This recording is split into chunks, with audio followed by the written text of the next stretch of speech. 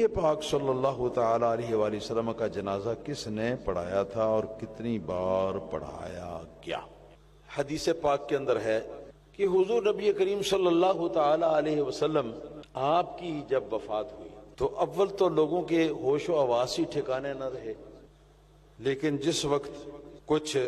ہوش حواس جو ہے وہ اس قابل ہوئے کہ آج اس واقعے کے ساتھ ہمیں نمٹنا کیسے ہے، تو اب سوال یہ پیدا ہوا کہ سرکار دو عالم صلی اللہ تعالی علیہ وآلہ وسلم کا جنازہ ہے یا نہیں ہے، اور ہے تو وہ کیسے ہے؟ یہ سوال پیدا ہوا کیونکہ آج تک ان لوگوں نے کبھی کسی اللہ تعالیٰ کے نبی یا رسول کا جنازہ نہیں پڑھا تھا اور نہ سنا تھا کہ کس طرح پڑھتا۔